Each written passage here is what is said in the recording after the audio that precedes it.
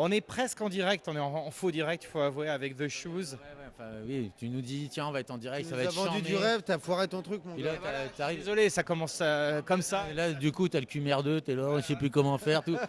On n'est pas en direct, hein. Qu'est-ce que vous avez fait du petit chien? L'autre fois, quand on s'était vu aux Eurocaines, il y avait un petit chien avec vous. Et Alors déjà, c'est pas. Fais attention à ce que tu dis. C'est pas un petit Comment chien, ta c'est clope, Pepsi Max. Donne-moi ta clope. C'est une personne déjà. Et c'est mon chien. C'est le chien de toute. C'est notre chien. C'est le chien des choses. Il vous accompagne pas en tournée ici. Il a été bloqué à la douane? Non, pas ici. Mais en plus, c'est la vérité. Je devais le prendre. Et puis dès qu'on passe une frontière, faut faire des vaccins, tout ça.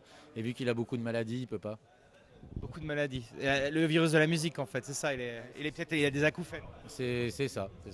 Pepsi Max était très sympa pendant l'entretien qu'on avait eu. Je me rappelle que c'était en fait aux Eurocaines où on avait vu des choses programmées, la plage.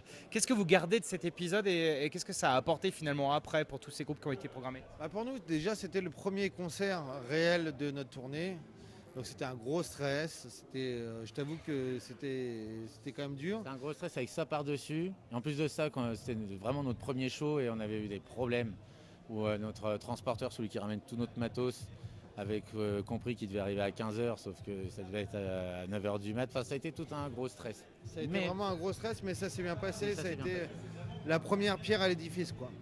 Maintenant, on vous voit tourner là en Suisse. Il y a déjà un historique avec The Shoes. Comment vous considérez ce pays comme endroit de production? Est-ce que c'est un lieu que vous appréciez particulièrement? Pour la Suisse, pour la production, je ne vais pas chercher à te dire des trucs intéressants parce que j'en sais rien.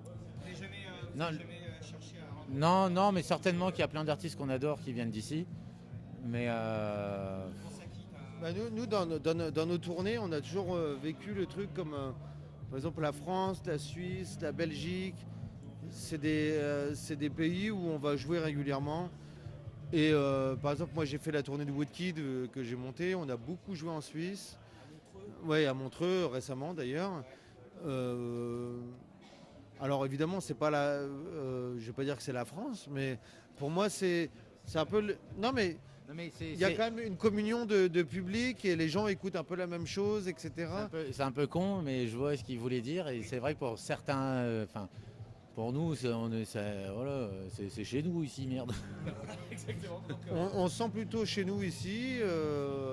Pareil pour la Belgique, comme je te dis, c'est des territoires où les gens parlent français, où c'est assez cool en fait, tu vois. Et puis les festivals ici en Suisse sont quand même plutôt mieux organisés qu'en France. Ça, c'est vrai. Par contre, en Suisse, je ne veux pas dire de conneries, mais Stéphane Echer est suisse. Oui, exactement. Bah, voilà, moi j'adore Eschbauer. Et, par contre, apparemment, il n'a plus le droit d'habiter en Suisse maintenant. Mais... Si. Aussi, il y est. Et là, il a fait un spectacle avec des automates. C'était fabuleux. Où il a tout programmé. On sait parce qu'on a fait un interview avec lui à France Inter. Interview très tard, interview très intéressant. Et où il nous parlait de son spectacle, d'ailleurs que je voulais voir, mais je n'ai pas eu l'occasion là. Tu l'as vu? Oui, c'était il y a 2 jours ici, donc je l'ai vu, fabuleux. Ah ouais, et alors c'est là que tu vois que tu dis le mec est sans filet, parce que si la programmation loupe, normalement, Nous, il nous a expliqué comment il a fait ce truc-là, c'est phénoménal. C'est Kraftwerk, mais encore plus préhistorique que Kraftwerk, parce que c'est du bois, quoi. Mais bien sûr, c'est les instruments traditionnels, sauf qu'il a collé des micros et des petits robots. Donc voilà, tu vois, après toute cette aparté, j'ai la réponse à ta question. Voilà, vous êtes suisse, donc on a The Shoes, qui est en fait en même temps On veut que personne le prenne mal, mais nous en Suisse, on se sent plutôt chez nous, quoi. On a plein de copains ici. Vous avez qui, enfin, vous voyez qui régulièrement ici dans les clubs où vous passez, les endroits où... Moi j'adore les mecs d'une marque de fringues qui s'appelle Arm et que j'adore et à qui je leur passe le big up. Et moi, Stéphane Echer. Très bien. Bon, je disais, ouais, des clips qui continuent à avoir leur vie de manière autonome, des nouveaux publics qui s'intéressent à deux choses. Vous savez ça? En fait, là, on a fait un interview là, pour une télé mexicaine. Et la nana qui nous a interviewé nous disait non, mais que plein de gens nous connaissaient là-bas et tout. Par exemple, ça, nous, on s'en rend pas On s'en compte. rend pas compte du tout en fait. Donc oui, et tu nous parlais de Time to Dance en particulier? Ouais, je pensais à ce... Ouais, non, mais oui, ce morceau de toute façon il est bizarre, hein. Il devait pas être sur notre disque. Il a marché 2 ans après qu'on ait sorti notre disque. Il marche encore maintenant, donc voilà. Nous on lance des bouteilles à la mer, on voit ce qui se passe. Donc vous avez encore ces activités de producteur, remixeur, compositeur, arrangeur, interprète, bref, un peu de tout quoi. Comment on se répartit les tâches entre l'un et l'autre? Est-ce c'est un peu comme ça vient? C'est exactement comme tu dis, c'est comme ça vient. Et puis par rapport aux artistes qu'on rencontre, parfois Benjamin il rencontre des artistes, il travaille avec eux, moi de même de mon côté, parfois on travaille ensemble. Il n'y a Parfois, aucune règle. parfois Guillaume en rencontre un, il se dit tiens, Benjamin, il serait plus sa cam, et moi inversement. Il n'y a pas de règle. Jamais on se retrouve autour d'une table à dire bon tiens, on va faire ça comme si, à organiser le truc. Nous de toute façon, la désorganisation, c'est notre passion. Ah bah, on a ça en commun alors. Ce soir, il y a Chemical Brothers qui ont la chance de jouer en première partie de The Shoes. Je blague bien sûr, mais sérieusement, ils sont avant vous. Qu'inspire ce groupe aujourd'hui pour vous et votre musique? Grosse pression. Ouais, Grosse- et le titre de notre album. Chemicals, ouais. Parce que ça, il s'appelle Chemicals, c'est parce que Chemical Brothers. C'était pas directement lié à ce groupe en particulier, mais à l'époque à cette époque avec Guillaume, on écoutait les Chemicals, Underworld, Björk. Donc oui, c'est surtout grosse pression en fait. Bah, jouer après eux, c'est dur hein, quand même, hein, tu vois. Donc, mais on va le faire, t'inquiète pas, ça va bien se passer. Bon, bah, je serai là alors, en fait, vous verrez. Vous parlez de Björk, vous parlez de tous ces groupes dans les années 90, 90, 808 State, et tous ces groupes qui ont découvert en fait les machines pour produire quelque chose d'assez novateur pour l'époque, Aphex Twin et tout ça. C'est des groupes qui vous ont donné envie de faire de la musique? Ou il y a eu autre chose? C'est à cette époque que nous, on a commencé à faire de la musique électronique, qu'on a découvert le home studio. Donc pour nous, c'est une époque formatrice quelque part, hein, tu vois.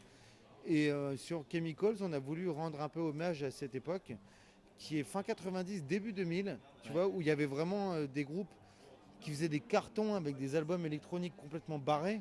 Finalement, ça n'existerait plus maintenant, tu vois. Je pense à qui par exemple? Bah, je pense aux Chemical Brothers. À Björk, même Portiched, même Aphex Twin, voilà.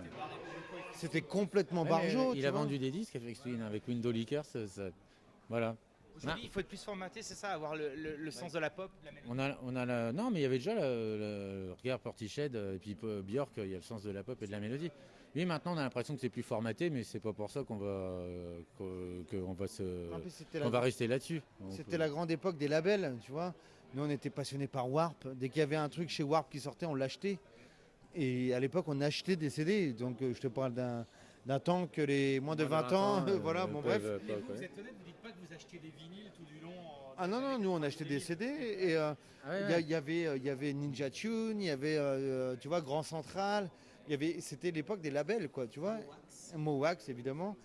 Et on était fascinés par cette période. Et dès qu'il y avait un truc qui sortait, bon ou mauvais, on l'achetait, tu vois. Et notre album, c'est un peu un hommage à cette période. Vous gardez un œil attentif, la Shadow fait son retour. Il y a énormément de gens en fait de l'ancienne génération qui reviennent. Oui, on regarde forcément. On voit que là, Goldie, par exemple, Il rejoue Timeless avec un orchestre symphonique. Donc ça, par exemple, c'est notre Bible. Donc bien sûr, on suit ça. Shadow, on suit aussi, mais L'album Timeless de Goldie, c'est l'album qu'on a fait de la musique électronique et qu'on a fait c'est l'album pour nous qui a déclenché tout, en fait. on a compris le côté avec le rock en général et on a compris le côté acoustique de la musique. Avec Timeless, on a compris le côté chirurgical de la musique. Avec l'album Photek Modus Operandi aussi. Oui. Voilà, on te parle de trucs de vieux. Mais non, mais on a le même âge et je pense que les jeunes auditeurs, les jeunes téléspectateurs, les jeunes de la côte qui vous voient vont vous aimer tout de suite parce que Je les encourage à écouter ces albums-là, tu vois, Timeless, Goldie, Photek, Modus Operandi. Et ça a beau avoir 20 ans, c'est pas ringard du tout. C'est même bien plus futuriste que plein de choses qu'on entend maintenant. alors, on vous remercie du fond du cœur et puis une caresse amicale à Pepsi Max puisqu'on a commencé avec lui.